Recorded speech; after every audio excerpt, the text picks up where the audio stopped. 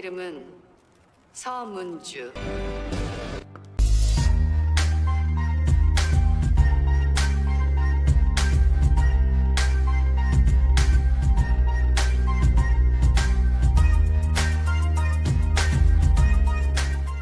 Awal cerita diperkenalkan, Jang Junik yang merupakan seorang politisi muda yang berpengaruh. Ia memiliki seorang istri cantik bernama So Moon-ju, yang berprofesi sebagai duta besar PBB. Junik berencana maju sebagai calon presiden pada periode berikutnya. Meskipun hidupnya terlihat sukses, ia tidak pernah merasa tenang sepanjang hidupnya, karena tugas Moon-ju berada di Amerika Serikat. Junik pun menyusul sang istri ke sana untuk meningkatkan keamanan. Ia khawatir karena Moon-ju mendukung penuh kebijakan reunifikasi yang tengah ia perjuangkan, yaitu menyatukan kembali Korea Utara dan Korea Selatan.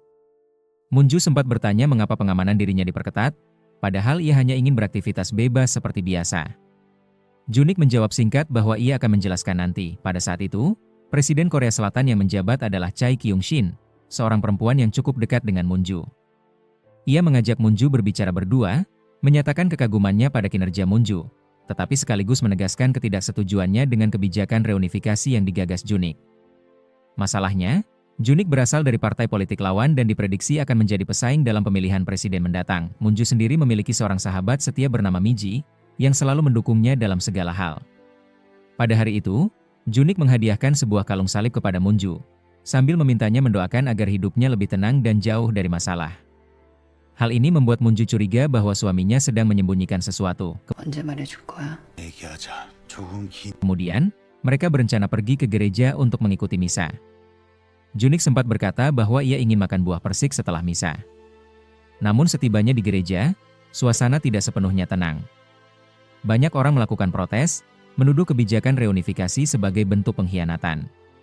Di dalam gereja, seorang pria bernama Baek San-ho tampak sedang merekam jalannya acara. Ibadah awalnya berlangsung hikmat, hingga muncul seorang tentara dengan gerak-gerik mencurigakan.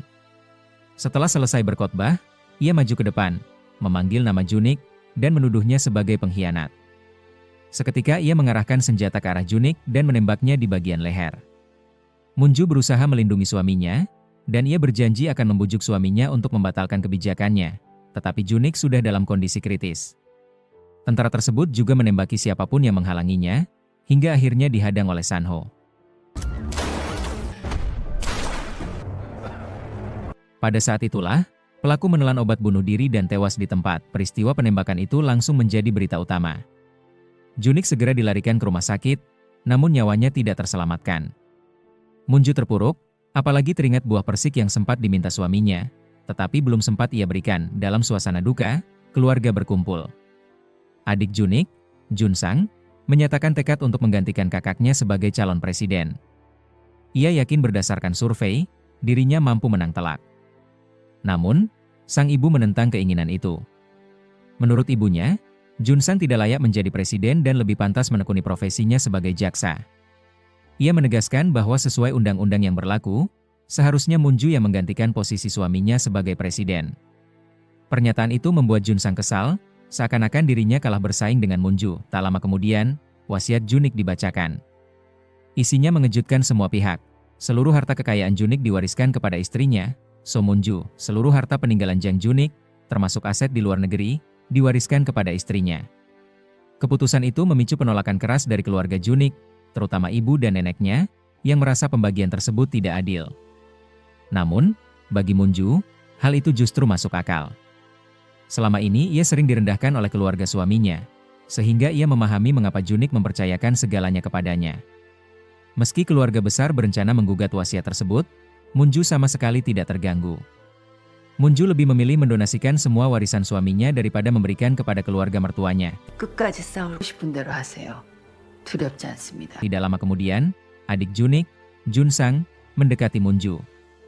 Ia mengusulkan agar seluruh harta peninggalan kakaknya digunakan untuk mendukung pencalonannya sebagai presiden. Namun, Moon-ju menolak mentah-mentah. Ia tidak ingin tertipu oleh ambisi Jun-sang. Sementara itu, identitas San-ho perlahan terungkap. Ia ternyata seorang prajurit bayaran. Setelah peristiwa di gereja, ia mendapat tawaran baru, melindungi Moon-ju. Meski begitu, ia tidak mengetahui siapa klien yang memintanya. San-ho kemudian mengamati keseharian Moon-ju, termasuk saat ia berlari malam. Dari pengamatannya, Ia menilai Munju adalah sosok kuat yang mampu melindungi dirinya sendiri, sehingga ia ragu untuk menerima pekerjaan itu. Know him seems strong. Suatu malam, Munju bertemu Sanho setelah selesai berlari. Saat itu, Sanho mengembalikan kalung salib milik Munju yang tertinggal di gereja. Namun tiba-tiba mereka menyadari sedang dibuntuti sejumlah orang. Sanho segera mengajak Munju melarikan diri, menuntunnya ke hutan yang ia kenal baik. Berkat itu, mereka berhasil lolos dari kejaran. Dalam pelarian, Munju bertanya kepada Sanho mengapa penyerang suaminya menyebut Junik sebagai pengkhianat. Sanho lalu memperlihatkan rekaman yang ia ambil di gereja. Dalam rekaman itu terlihat penyerang meletakkan Alkitab di bawah meja, dan dari sana ditemukan sebuah kartu dengan nomor misterius. Namun, saat dicoba dihubungi, nomor itu tidak aktif. Dari CCTV juga terungkap bahwa Junsang, adik Junik, terlihat berbicara dengan si penyerang sebelum kejadian. Di sisi lain, muncul tokoh Anderson Miller, wakil Menteri Urusan Luar Negeri Korea Selatan. Ia pernah meminta bantuan Junik untuk menyelesaikan sebuah masalah sensitif yang berkaitan dengan Korea Utara. Sejak saat itu, Junik mulai diburu pihak tak dikenal. Hal inilah yang membuatnya memperketat pengamanan bagi Munju. Sanho semakin tertarik pada Munju setelah mendengar pidatonya tentang penyatuan Korea Utara dan Selatan yang viral. Sementara itu, dari penuturan asisten pribadi Junik, Chang Ho, terungkap bahwa Junik sering melakukan panggilan rahasia sebelum akhirnya meminta agar keamanan Munju ditingkatkan. Munju pun teringat pesan suaminya tentang tupai, yang ternyata merupakan kode untuk adiknya sendiri, Junsang. Dari sana, ia mulai memahami kemungkinan bahwa semua tragedi yang menimpa Junik sebenarnya diatur oleh adiknya. Bersama sahabatnya, Miji, Munju mencoba menyelidiki lebih jauh. Mereka mendapati bahwa keluarga penyerang Junik telah dijemput orang tak dikenal dan dibawa ke suatu tempat misterius. Miji yang ingin membuntuti mereka sempat dicegah oleh Munju, tetapi ia tetap melakukannya karena menguntit adalah keahliannya. Situasi semakin rumit ketika seorang pastor menyarankan Sanho segera meninggalkan negara tersebut dan pergi membawa neneknya ke Tiongkok. Sanho semakin ingin tahu kebenaran di balik kematian Junik. Ia bertanya-tanya apa yang sebenarnya pernah dibicarakan Junik dengan seorang pastor yang dekat dengannya. Namun, pastor itu hanya berpesan melalui Sanho bahwa ia tidak bisa menceritakan detailnya. Pastor meminta Sanho segera pulang demi menyelamatkan keluarganya, terutama sang nenek. Ia bahkan menghadiahkan sebuah kalung sebagai simbol perlindungan, serta sebotol bir. Sanho kemudian meminta sebuah Alkitab kepada pastor, dengan harapan jika ia tersesat di jalan yang gelap, ia dapat mengandalkan Alkitab untuk kembali ke jalan yang terang. Sementara itu, sahabat Munju, Miji, terus menyelidiki keluarga tentara yang menembak Junik. Ia mengetahui bahwa keluarga tersebut diam-diam dipindahkan keluar dari Korea Selatan oleh orang-orang suruhan Junsang. Sayangnya, Miji justru diculik oleh mereka. Junsang lalu menelpon Munju dan memintanya datang. Dalam pertemuan itu, Junsang menuduh Junik sebagai mata-mata Korea Utara. Ia bahkan mencoba memanipulasi Munju agar mendukung pencalonannya sebagai presiden dengan janji akan menutup rapat semua tuduhan itu. Junsang juga sempat mengatakan bahwa Sanho adalah seorang tentara bayaran yang hanya menjalankan perintah sesuai dengan siapa yang membayarnya. Ia pun mencurigai kehadiran Sanho pada saat penembakan Junik. Namun, Munju menolak dan menegaskan bahwa ia percaya pada suaminya. Ia yakin Junik bukanlah pengkhianat. Sebelum pergi, Munju meminta Junsang untuk berbicara dengan Miji. Setelah itu, ia menenangkan Miji dan berjanji akan membebaskannya dalam waktu 24 jam. Munju juga sempat mengancam Junsang agar tidak menyentuh temannya. Jika tidak, ia akan bertindak. Di sisi lain, Sanho menemukan kembali kartu nama berisi nomor misterius yang diselipkan dalam Alkitab pemberian pastor. Ia khawatir keselamatan pastor terancam, sehingga memutuskan kembali ke gereja. Sementara Munju juga datang menemui pastor dan ketika ia masuk, ia mendapati ruangan berantakan. Pastor ternyata sudah tewas dan Sanho juga berada di sana. Sanho menenangkan Munju dan memperingatkannya untuk diam karena ada orang yang sedang mengawasi mereka. Kemudian muncul seorang pelaku yang menghabisi pastor. Sanho meminta Munju untuk tetap berada di dalam kamar, sementara pertarungan terjadi di antara mereka.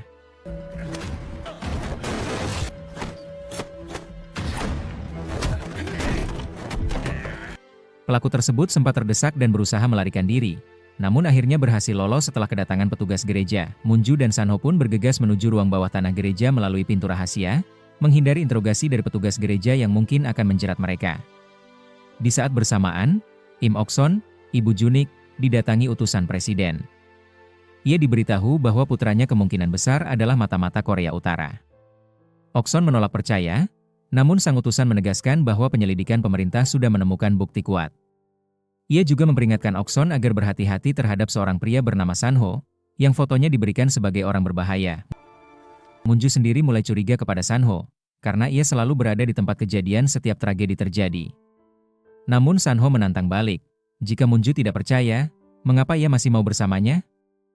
Ia kemudian menunjukkan benda yang dititipkan pastor, sebotol bir. Saat dibuka, ternyata di dalamnya tersembunyi sebuah pena. Di dalam pena itu terdapat foto dan surat. Foto tersebut memperlihatkan sebuah pulau dan sebuah kapal yang pernah disebut oleh Anderson Miller, wakil Menteri Luar Negeri, ketika ia meminta bantuan kepada Junik. Kapal misterius yang menjadi inti masalah ternyata adalah milik Korea Utara. Berdasarkan pengamatan Amerika Serikat, kapal itu diyakini membawa muatan nuklir. Kekhawatiran muncul bahwa suatu saat kapal tersebut bisa saja meluncurkan serangan nuklir. Anderson sempat meyakinkan bahwa semuanya aman, namun kekhawatiran negara adidaya itu semakin besar hingga mereka mengadakan rapat darurat.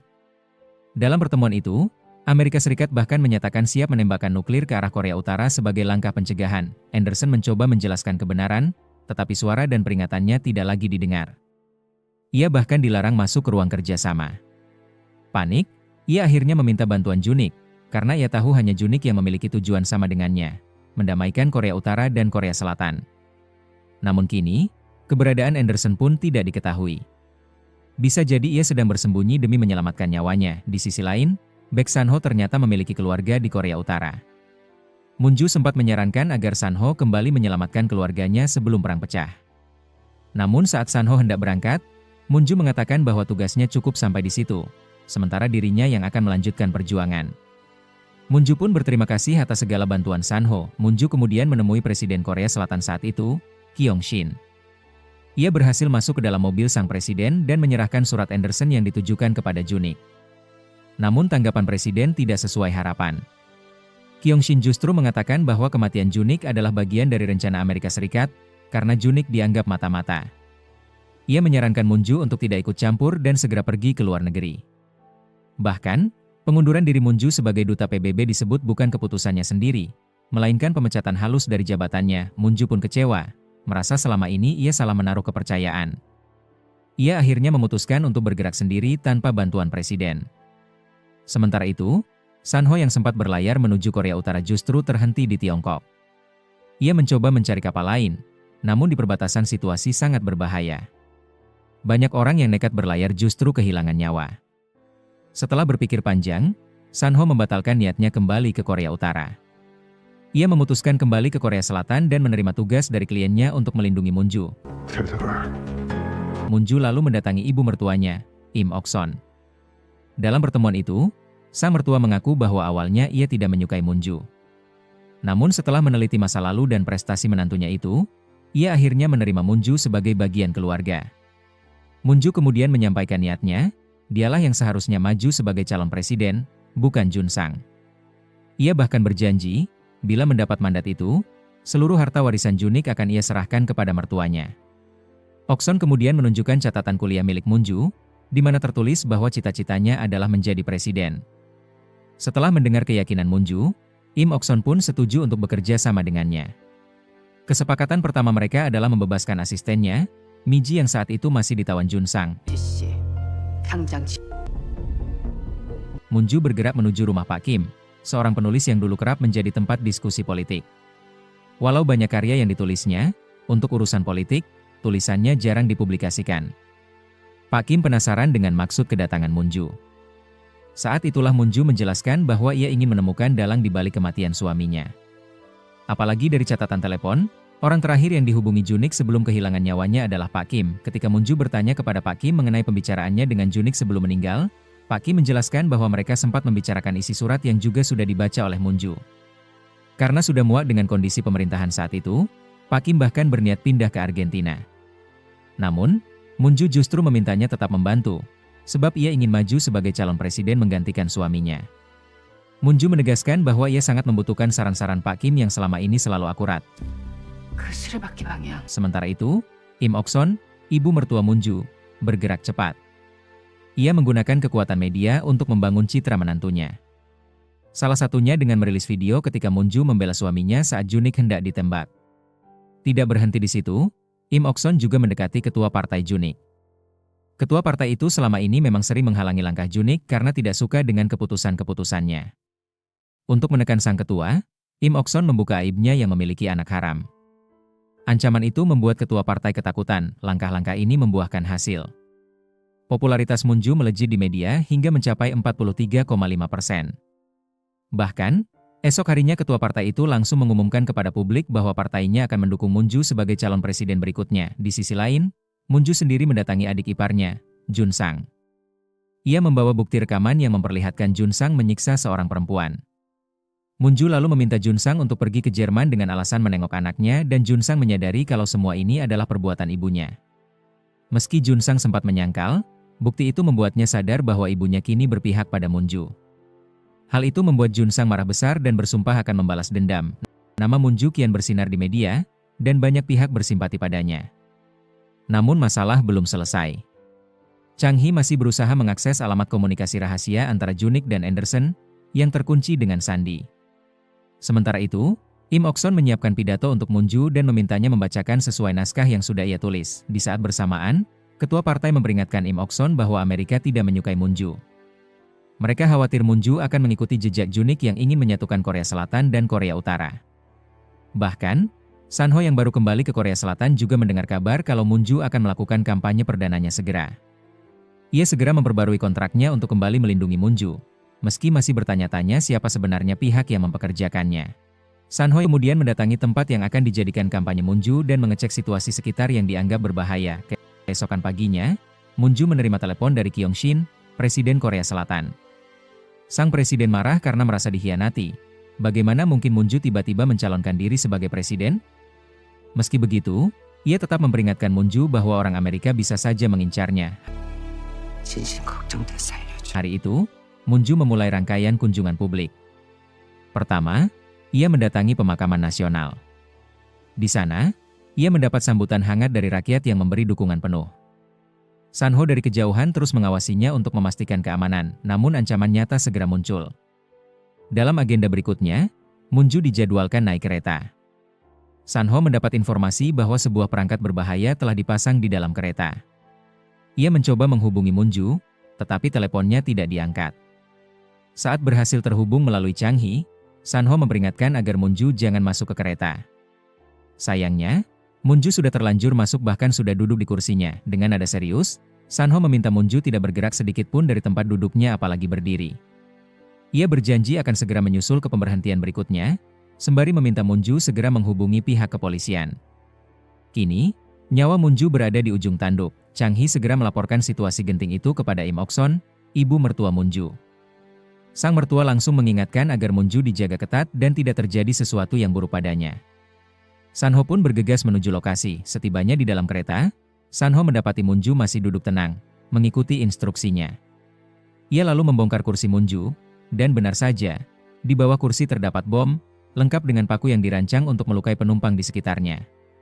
Polisi segera datang, meminta Sanho mengamankan para penumpang lain dan tim penjinak bom baru datang 10 menit lagi padahal waktu tersisa tinggal 6 menit. Mereka sempat berbincang santai, hingga terungkap bahwa Moon-ju pernah kehilangan bayinya dan kini hidup seorang diri. Sanho berusaha menenangkannya, menggenggam tangannya, dan berjanji bahwa semuanya akan baik-baik saja. Dengan tenang, ia memindahkan Moon-ju secara perlahan dari kursinya, lalu duduk di kursi yang sebelumnya ditempati Moon-ju. Beruntung, Moon-ju berhasil keluar tepat waktu. Sanho lalu mengambil alih kursi Moon-ju, menanggung risiko bom itu seorang diri. Ledakan pun terjadi beberapa detik kemudian. Moon-ju sempat terkejut dan takut Sanho tidak selamat, namun ia lega ketika melihatnya keluar dengan hanya luka ringan di kakinya. Keduanya segera mendapat pertolongan medis. Meski begitu, Moon-ju tetap melanjutkan agenda kampanyenya hari itu karena tidak ingin mengecewakan para pendukungnya. Sesampainya di lokasi acara berikutnya, ia meyakinkan ibu mertuanya bahwa dirinya baik-baik saja dan siap berpidato. Moon-ju pun tampil di hadapan publik. Berbeda dari naskah yang disiapkan ibu mertuanya, ia memilih menyampaikan pidatonya dengan kata-katanya sendiri. Moon-ju menceritakan latar belakangnya sebagai orang luar negeri yang akhirnya menjadi warga Korea setelah menikah dengan Junik, serta tekadnya mewujudkan impian sang suami untuk menyatukan Korea Selatan dan Korea Utara. Pada malam itu juga, Moon-ju secara resmi menyatakan pencalonannya sebagai presiden berikutnya. Dukungan publik pun semakin deras, termasuk dari ketua partai dan ibu mertuanya. Munju tersenyum kepada Sanho yang selalu mengawasinya dari kejauhan. Terungkap bahwa Sanho telah beberapa kali menolong Munju saat menghadapi kesulitan, baik ketika penembakan suaminya di gereja maupun saat Munju kesulitan mendaki, di mana Sanho diam-diam membantunya. Setelah pidato selesai, Munju dan Sanho dimintai keterangan dari kepolisian atas peristiwa ledakan di kereta. Dari sini mulai muncul perhatian dari Munju terhadap Sanho yang rela mengorbankan nyawanya untuknya.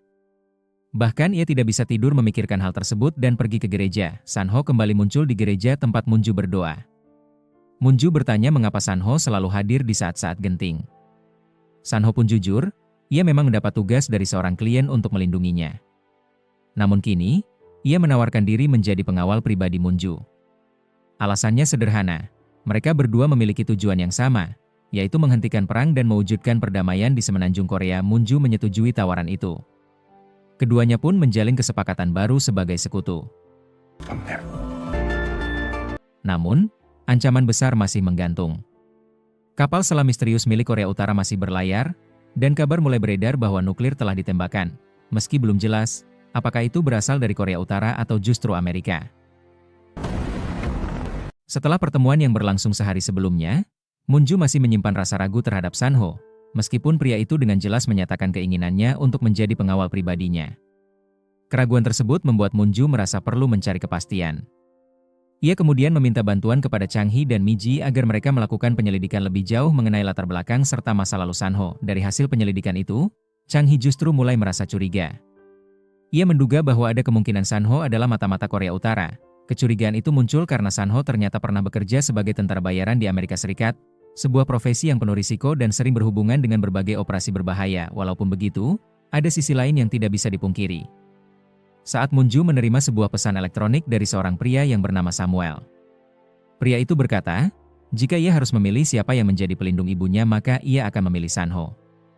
Menurut pria itu, Sanho siap mempertaruhkan nyawanya untuk menyelamatkan orang lain. Pria itu lalu menceritakan sebuah kisah tentang Sanho pada 2008 di Paris.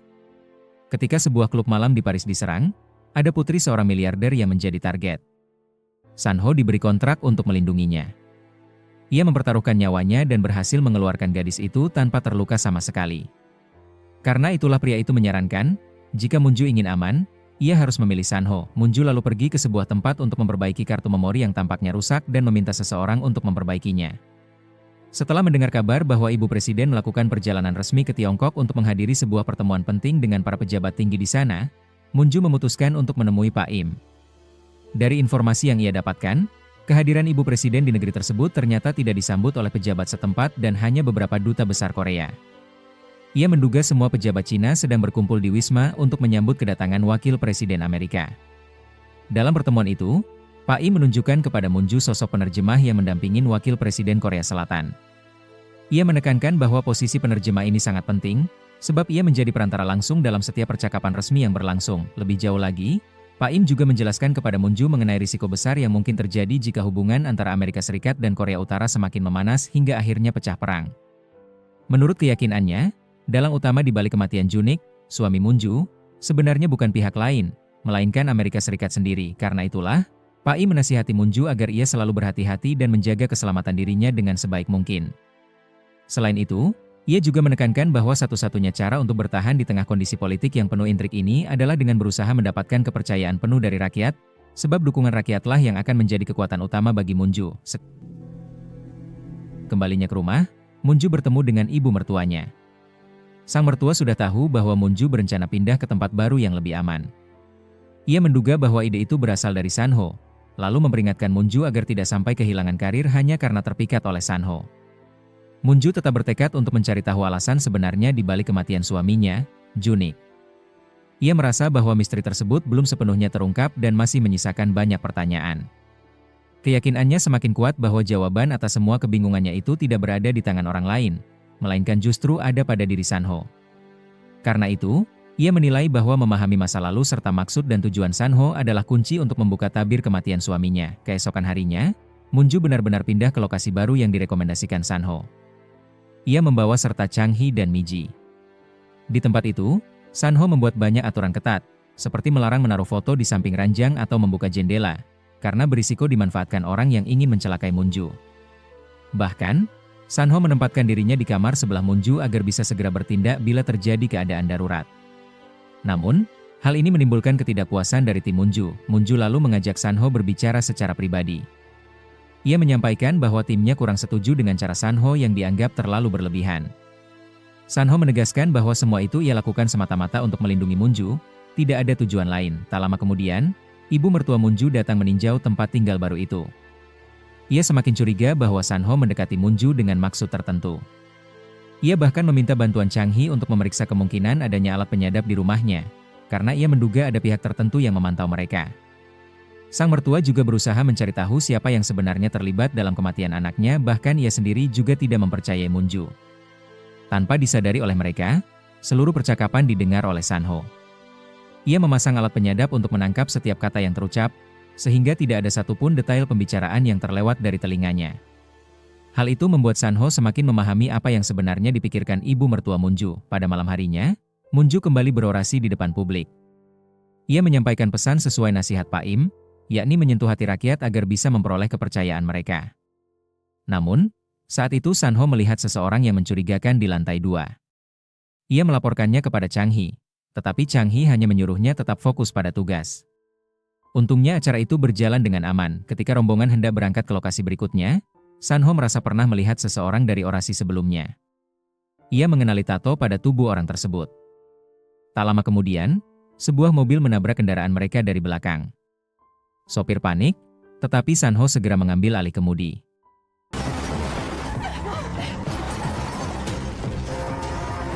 Tidak lama setelah itu, terjadi sebuah ledakan besar di dekat mereka. Beruntung, Sanho berhasil menghindar sehingga Munju selamat. Sanho segera membawa Munju ke ruang bawah tanah, yang dianggap sebagai tempat paling aman untuk sementara waktu. Ia juga meminta Munju mematikan ponselnya agar lokasi mereka tidak bisa dilacak. Ketika berita tentang insiden itu disiarkan, Changhi tampak terkejut dan segera berusaha menghubungi Sanho. Namun, usahanya tidak membuahkan hasil karena nomor telepon Sanho dalam keadaan tidak aktif. Dalam kebingungan itu, Miji datang menghampirinya dan menyampaikan informasi tambahan. Ia menjelaskan bahwa Munju dan Sanho terlihat pergi bersama, tetapi ia sendiri tidak mengetahui tujuan mereka. Miji juga menegaskan bahwa ia sudah berulang kali mencoba menghubungi keduanya, baik Munju maupun Sanho, namun tidak ada satupun yang memberikan jawaban. Hal itu membuat mereka semakin cemas karena tidak tahu keberadaan dan kondisi sebenarnya dari keduanya. Sementara itu, Sanho dan Munju ternyata sudah bersembunyi di ruang bawah tanah. Di sana, Sanho menjelaskan bahwa ia sebenarnya sudah merasa curiga sejak Munju berorasi. Karena itulah ia bisa bertindak cepat ketika kembali melihat orang yang sama saat dalam perjalanan. Ia lalu meminta Munju tetap kuat karena akan ada banyak bahaya ke depan. Saat itu, Sanho juga menyadari ada luka kecil di kening Munju dan segera mengobatinya. Setelah kondisi agak tenang, mereka pulang. Namun, Changhi langsung memarahi Sanho karena tidak bisa dihubungi. Sanho menjawab bahwa itu memang demi keamanan agar lokasi mereka tidak terlacak. Miji pun membela Sanho, sebab sejak awal Sanho sudah memperingatkan mereka tentang kemungkinan bahaya. Tetapi Changhi yang keras kepala. Kemudian Sanho meminta bantuan temannya untuk mengungkap siapa sebenarnya klien yang menyuruhnya melindungi Munju, sekaligus mencari tahu bagaimana lokasi Munju bisa bocor. Padahal hanya klien dan rekannya itu saja yang mengetahui. Karena temannya tidak mau memberi jawaban, Sanho memutuskan untuk tidak lagi bekerja sama dengannya. I'm done. Di sisi lain, Changhi menyampaikan kepada Munju bahwa Sanho justru mencurigakan. Ia menduga semua bahaya yang menimpa Munju mungkin muncul karena kehadiran Sanho, bukan semata-mata karena Munju. Namun, Munju menanggapi bahwa itu hanya spekulasi. Ia meminta Changhi untuk tetap membantunya dengan tulus. Tak lama kemudian, Changhi pergi ke rumah mertua Munju. Di sana, ia menemukan alat-alat penyadap di beberapa ruangan, termasuk di kamar adik Junik. Ia melaporkan hal itu kepada mertua Munju, lalu menyimpulkan bahwa kemungkinan besar pihak yang menyadap rumah dan terlibat dalam kematian Junik adalah adiknya sendiri. Namun, sang mertua justru balik mencurigai Munju, sebab seluruh harta Junik dialihkan kepadanya. Ia lalu meminta Changhi untuk menyelidiki Munju. Sebagai imbalan, ia menjanjikan jabatan sekaligus menghadiahi Changhi sebuah jam tangan mewah. 소중한 존재는 없으니까.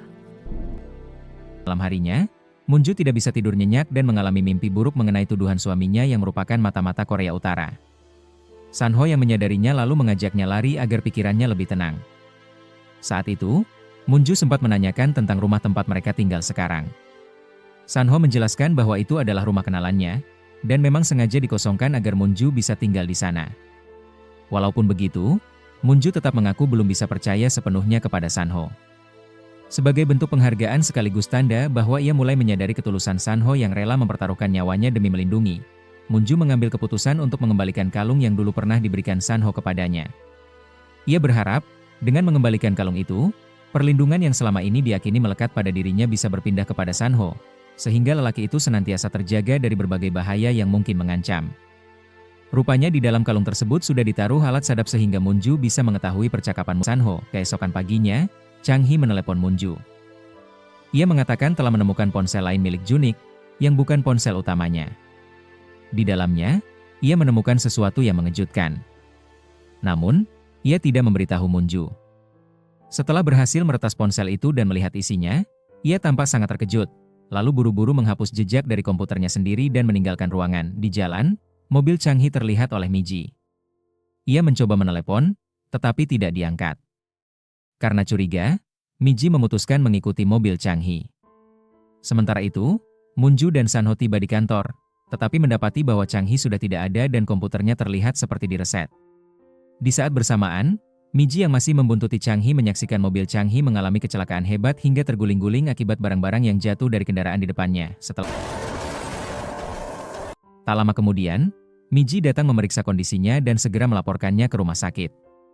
Syukurlah, Chang Hee mendapat pertolongan pertama. Di rumah sakit, ia menyampaikan kepada Munju bahwa kemungkinan besar Junik adalah mata-mata dari Korea Utara. Ponsel cadangan milik Junik sebenarnya ditemukan oleh Miji, lalu diserahkan kepada Munju. Namun, ketika dibuka, ponsel itu sudah direset sebelumnya oleh Chang Hee.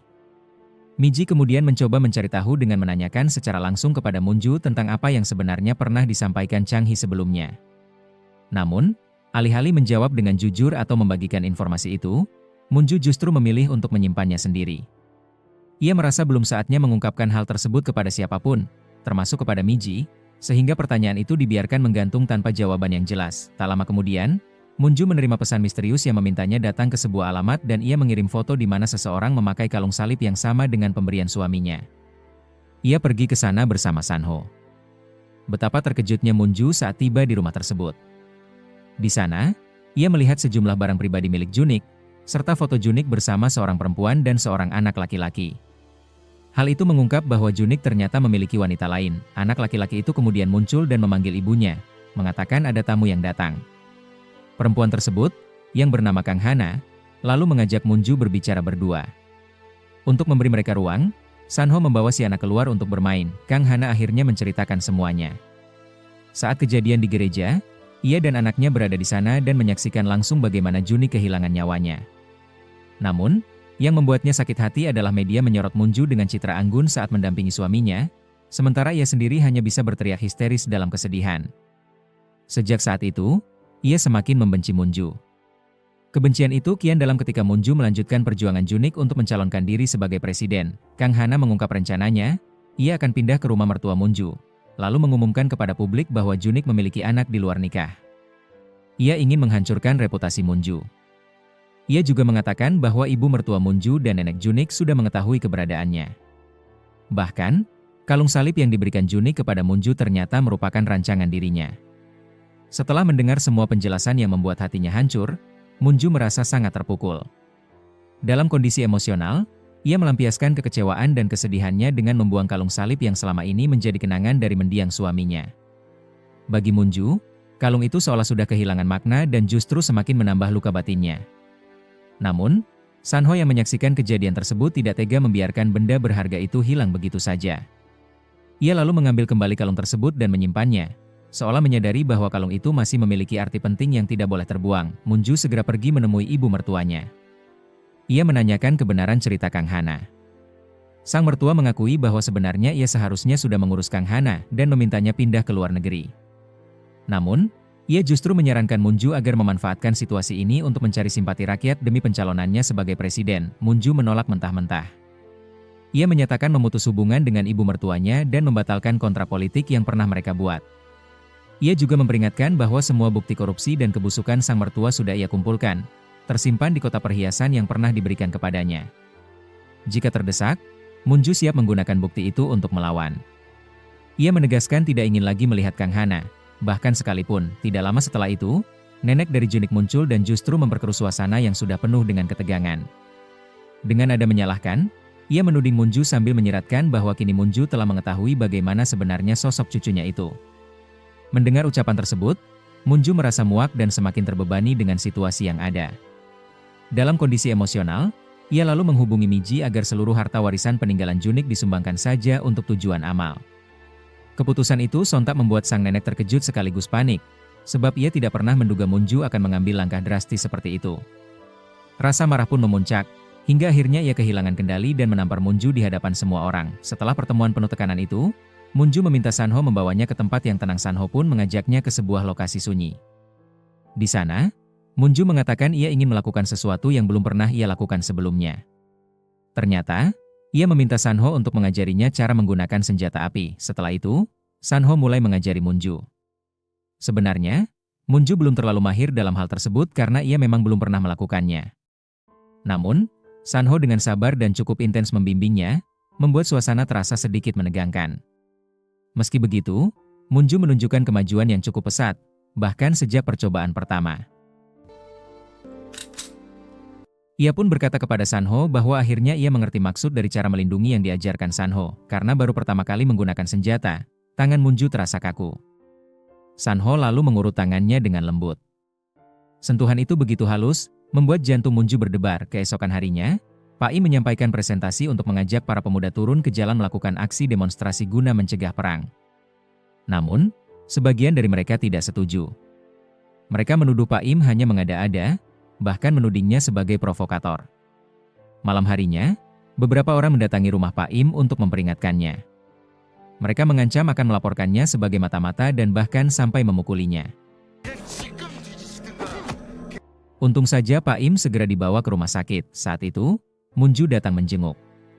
Dalam keadaan terluka, Pak Im berpesan agar Munju melanjutkan apa yang ia mulai, karena hanya Munju yang bisa melakukannya. Ia menjelaskan 3 tanda jika perang benar-benar akan dimulai. Pertama, munculnya aktivitas di bunker bawah laut maupun bawah tanah. Kedua, munculnya kapal selam nuklir milik Amerika, USS Michigan. Ketiga, diperdengarkannya lagu bertema Natal di radio militer Amerika. Tidak lama kemudian, datang sekelompok orang dengan maksud untuk menangkap Pak Im. Melihat hal itu, baik Munju maupun Sanho berusaha keras untuk menghentikan mereka dan melindungi Pak Im dari penangkapan tersebut.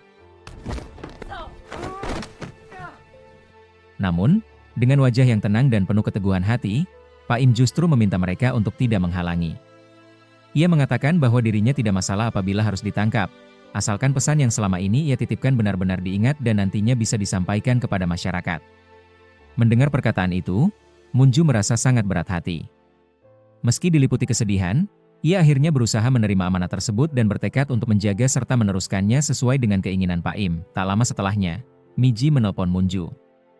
Ia mengatakan telah menemukan jawaban yang mungkin bisa membantu mereka. Dari ponsel milik Junik yang sempat ia lihat, Miji menemukan pesan-pesan antara Junik dan Anderson Miller. Dari situlah terungkap awal mula peristiwa tersebut. Ternyata, ada 3 pembelot Korea Utara yang mengungkap keberadaan kapal selam yang diduga membawa nuklir. Hal ini membuat Amerika Serikat panik dan segera melakukan pencarian. Kapal selam itu akhirnya ditemukan, tetapi Miller meragukan kebenarannya. Setelah meneliti lebih lanjut, ia menyimpulkan tidak ada bukti kuat. Ia bahkan ingin mengonfirmasi langsung kepada para pembelot, tetapi sayangnya mereka semua ditemukan tewas. Miller mencoba melaporkan temuannya kepada pemerintah Amerika Serikat, namun tidak digubris. Akhirnya, ia berusaha menyelidikinya sendiri dan meminta bantuan Junik. Dalam penyelidikan, keduanya menemukan bahwa sosok yang diduga terlibat adalah seorang warga Korea Selatan bernama Stella Yang. Miller mendapati paspor Stella aneh karena tidak memuat foto. Hal itu membuat Junik semakin curiga dan berusaha mencari tahu lebih dalam. Sayangnya, sebelum Junik sempat mengungkap kebenaran mengenai siapa sebenarnya sosok Stella Yang, ia justru kehilangan nyawanya terlebih dahulu. Peristiwa tragis itu membuat semua kebenaran yang sudah hampir terbongkar kembali terkubur bersama kepergiannya. Dari titik itulah, masalah yang ada bukannya mereda, melainkan semakin berkembang dan menimbulkan konflik baru yang lebih rumit.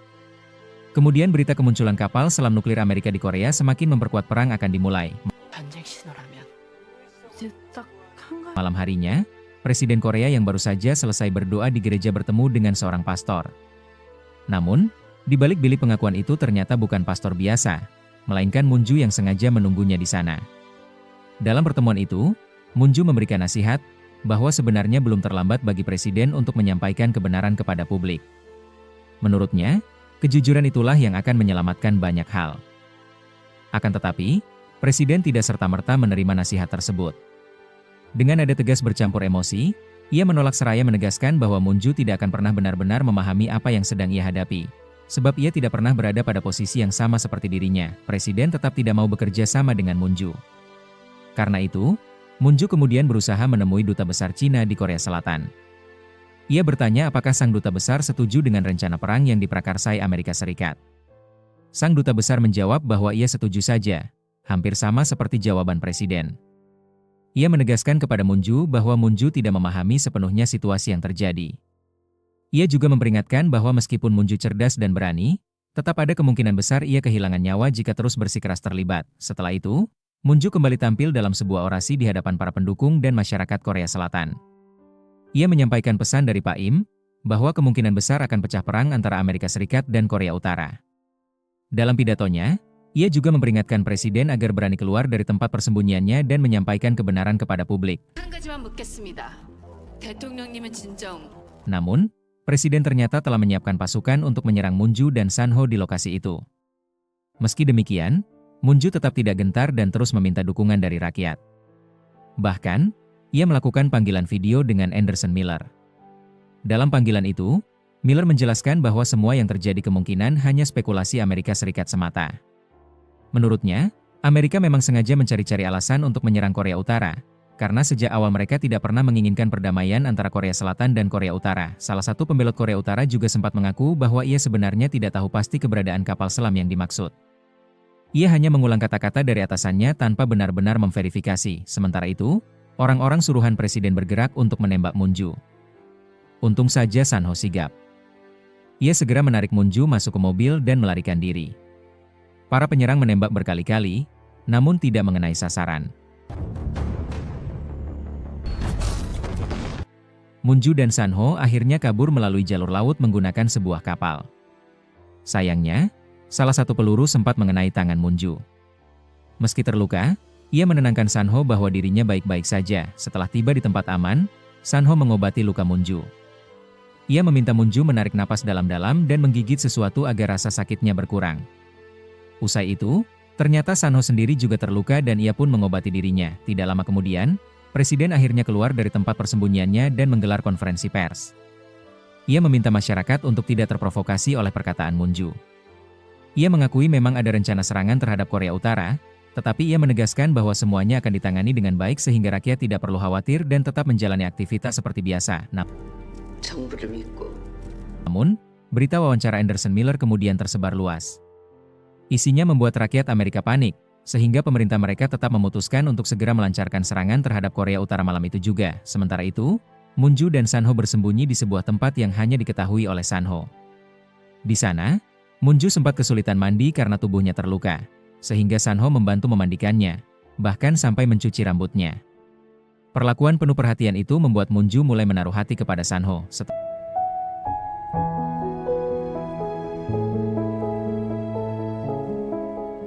Setelah itu, Moon Joo meminta San Ho kembali melatihnya menembak. Pada percobaan awal, Moon Joo masih canggung, namun berkat bimbingan San Ho dan teknik yang benar, ia akhirnya mampu menembak dengan baik. Tembakan Moon Joo kali ini tepat sasaran. 날 좋아하는 걸까요? Setelah latihan, ia dan San Ho makan bersama. Seperti biasa, San Ho yang menyiapkan hidangannya. Untuk pertama kalinya, nafsu makan Moon Joo kembali. Ia bercerita bahwa sebelumnya ia kehilangan selera makan sejak kehilangan anaknya. Dalam percakapannya dengan San Ho, Moon Joo kemudian membuka sebuah rahasia masa lalu yang sangat menyedihkan. Ia menceritakan bahwa dirinya pernah mengandung seorang anak laki-laki. Namun, ia hanya menegaskan bahwa anak itu telah hilang dari kehidupannya. Moon Joo juga mengenang masa-masa kehamilannya, ketika ia kerap mengidam buah persik. Kenangan itu semakin menyayat hati ketika ia teringat saat berkunjung ke rumah simpanan suaminya. Di tempat itu, Moon Joo sebenarnya hanya ingin merasakan kehidupan yang selama ini dimiliki oleh simpanan suaminya. Ia teringat bagaimana di rumah perempuan itu terpajang foto-foto kebersamaan dengan anaknya. Gambaran tersebut terasa begitu menusuk hati, terutama ketika ia mengingat kembali momen saat seorang anak memanggilnya dengan sebutan Mama. Bagi Munju, panggilan sederhana itu justru menjadi luka mendalam, karena ia sendiri pernah kehilangan anak yang dikandungnya dan tidak pernah benar-benar merasakan kasih sayang seorang anak. Setelah meluapkan kisahnya, Munju kemudian menoleh kepada Sanho dan bertanya dengan nada penuh kebimbangan, apakah Sanho tidak memiliki keinginan untuk kembali ke Korea Utara. Ia mengingatkan bahwa di sana masih ada orang yang sangat Sanho cintai, yaitu ibunya. Pertanyaan itu membuat suasana menjadi hening sejenak. Dengan suara mantap, Sanho akhirnya menjawab bahwa ia tidak berniat kembali. Menurutnya, di tempat itu pun ada seseorang yang sangat ia cintai, yakni Munju sendiri. Karena itu, ia memilih untuk tetap tinggal dan mendedikasikan dirinya demi melindungi Munju. Jawaban tulus yang keluar dari mulut Sanho membuat hati Munju luluh seketika. Keduanya pun akhirnya larut dalam suasana, hingga berakhir dengan sebuah ciuman yang penuh kehangatan dan ketulusan. Setelah momen itu, Munju semakin menunjukkan sisi lembutnya kepada Sanho.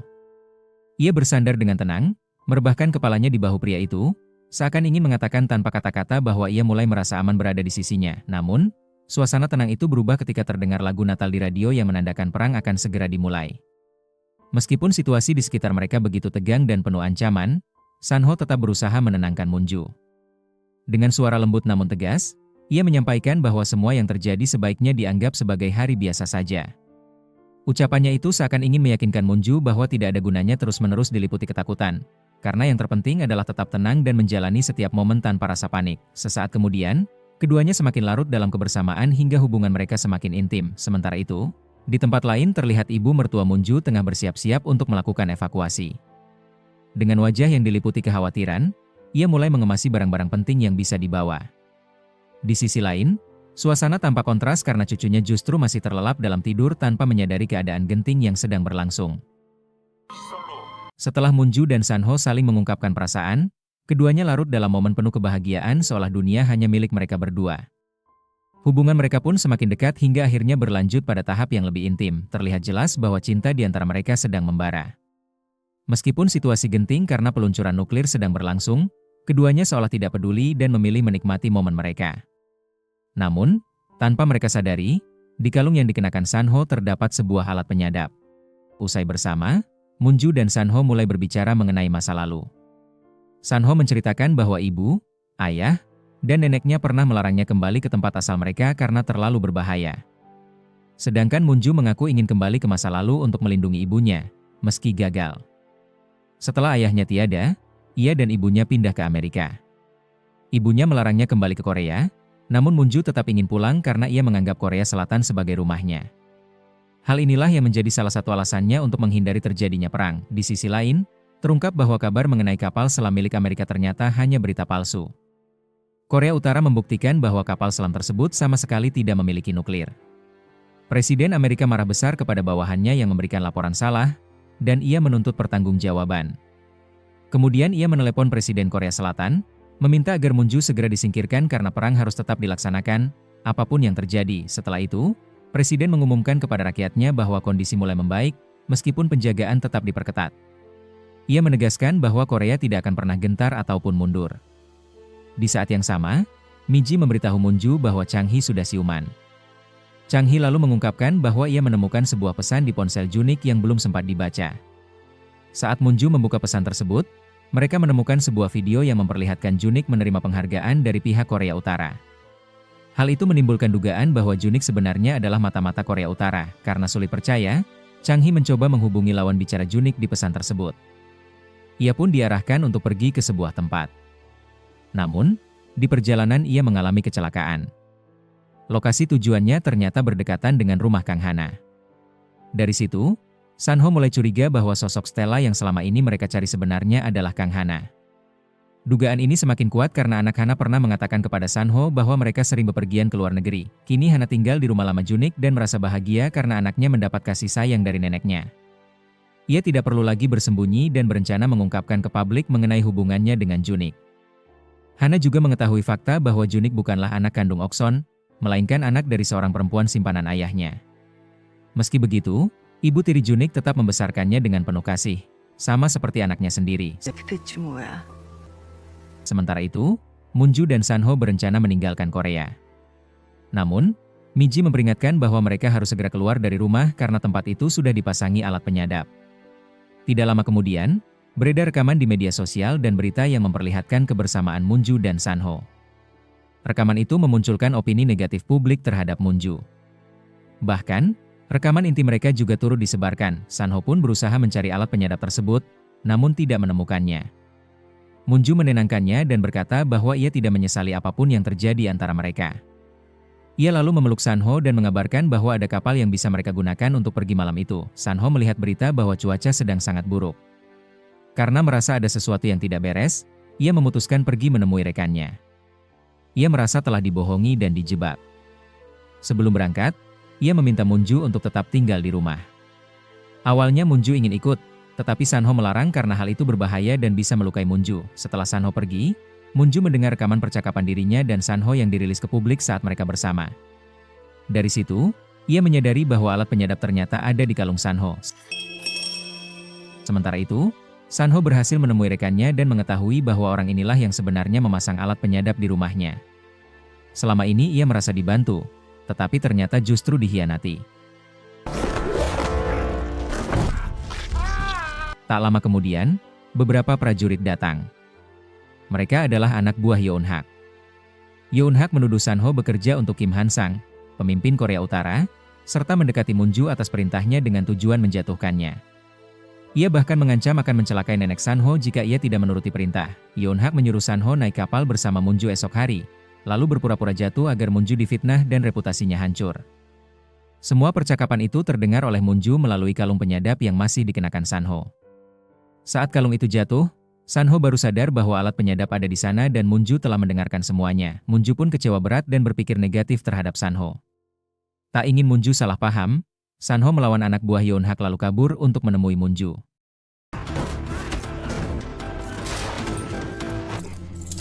Namun, saat tiba di rumah, Moonju sudah pergi lebih dulu karena merasa tidak percaya lagi kepadanya. Moonju berusaha lari sejauh mungkin agar tidak ditemukan Sanho. Dalam pelariannya, ia merasa sangat bodoh karena telah percaya bahkan jatuh cinta pada Sanho. Saat beristirahat, ia menerima sebuah pesan berisi video yang memperlihatkan kapal selam Korea Utara. Moonju diminta oleh sosok misterius itu untuk datang ke pelabuhan pada waktu yang sudah ditentukan. Di sisi lain, Sanho kembali menemui rekannya yang berusaha kabur. Ia berhasil menangkapnya dan menanyakan siapa sebenarnya Stella, serta memaksanya menyelidiki segala informasi tentang Stella. Sementara itu, Moonju berkomunikasi dengan Anderson mengenai video kapal selam tersebut. Anderson menjelaskan bahwa kapal itu berbeda dari yang diberitakan selama ini. Ia juga mengaku difitnah sehingga dikucilkan dari pekerjaannya di Amerika. Namun, terlepas dari benar atau tidaknya informasi itu, keputusan perang tetap akan dijalankan karena sudah terlanjur diumumkan. Moonju, yang penasaran sekaligus ingin membersihkan namanya, memutuskan pergi ke pelabuhan sesuai pesan misterius itu. Miji sempat melarang, tetapi Moonju bersikeras. Ia meminta Chang Hee menemaninya. Sesampainya di pelabuhan, Chang Hee memeriksa keadaan sekitar. Namun, tiba-tiba seseorang mengikuti Moonju. Orang itu ternyata adalah Sanho. Moonju sangat marah. Ia mengatakan bahwa ia tidak lagi membutuhkan Sanho karena merasa benar-benar kecewa dan dikhianati. Sanho hanya bisa menjawab bahwa memang benar bukan Moonju yang membutuhkannya, melainkan dirinya yang sangat membutuhkan Moonju. Karena sudah terlanjur kecewa, Moonju berkata kepada Sanho agar tidak lagi mendekatinya, mencarinya, apalagi menghubunginya lewat telepon. Ia pun pergi meninggalkan Sanho. Di perjalanan, Chang Hee bercerita bahwa dirinya sempat curiga terhadap Sanho. Namun setelah diselidiki, ia menyadari bahwa Sanho sebenarnya orang baik dan sangat peduli pada Moonju. Meski begitu, Moonju menolak membahas Sanho dan meminta Chang Hee menghentikan mobil sejenak karena ia merasa tidak enak badan. Saat berhenti, Moonju muntah. Tanpa sepengetahuannya, saat pertemuan terakhirnya, Sanho sempat menyelipkan sebuah ponsel di sakunya. Sanho berencana menghubunginya melalui ponsel itu. Sementara itu, Sanho sibuk mencari identitas asli Stella. Kecurigaannya mengarah pada Kang Hana. Hana sendiri sedang bersiap tampil di hadapan publik. Ia membawa sebuah pena dan pil beracun. Dalam pernyataannya di media, Hana dengan percaya diri menuduh Moonju dan Sanho bekerja sama, bahkan menyebut keduanya sebagai penyebab kematian Junik. Ia mengaku memiliki bukti kuat dan siap diperiksa maupun diproses hukum. Di sisi lain, seorang pengacara dari Argentina yang diundang Miji datang menemui Moonju. Pengacara itu ternyata mengenal Junik. Ia menceritakan bahwa 5 tahun lalu, Junik pernah mendirikan 4 perusahaan cangkang di Argentina.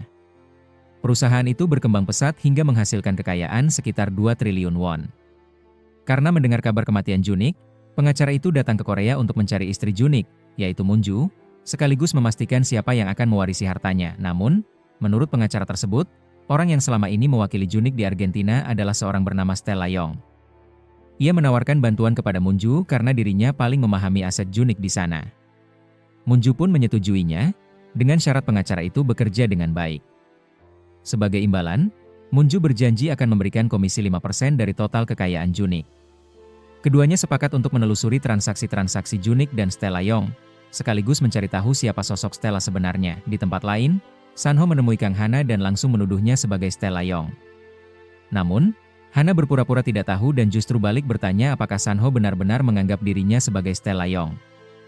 Meski Hana berusaha menyangkal, Sanho tetap yakin ia terlibat. Akhirnya, Hana mengaku bahwa alasan dirinya ingin menghancurkan Moonju adalah karena ia ingin sekali saja menang darinya. Sanho lalu mencari bukti lebih jauh. Ia menemukan bahwa ketika Stella Yong menandatangani dokumen pembelian kapal selam, Kang Hana sedang berada di luar negeri. Artinya, Hana bukanlah Stella Yong yang asli. Rupanya, Junik juga pernah curiga kepada Hana. Namun akhirnya ia tahu bahwa Hana bukanlah Stella. Saat kebenaran terungkap, Hana berusaha mengakhiri hidupnya dengan racun yang sudah ia siapkan. Namun Sanho berhasil menggagalkannya.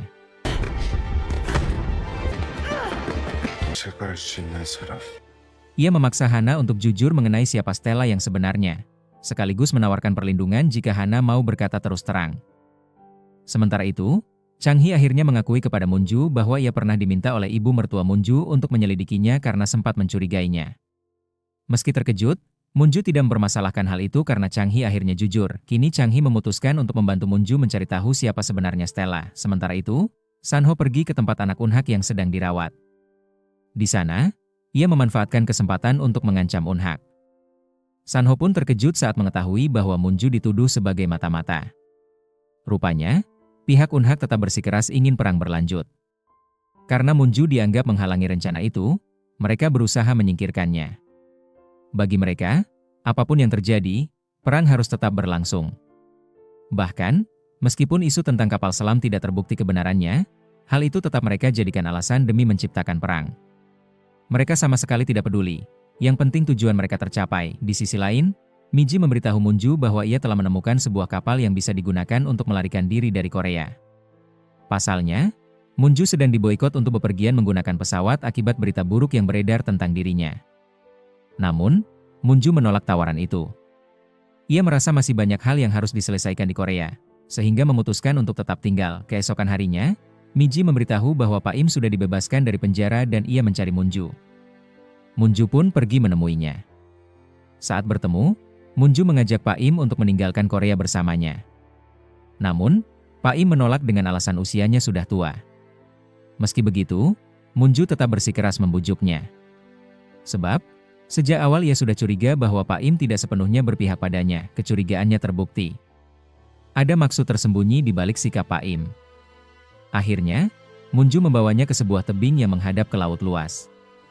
Di sana, Moonju menuntut Pak Im agar jujur mengenai siapa dirinya sebenarnya.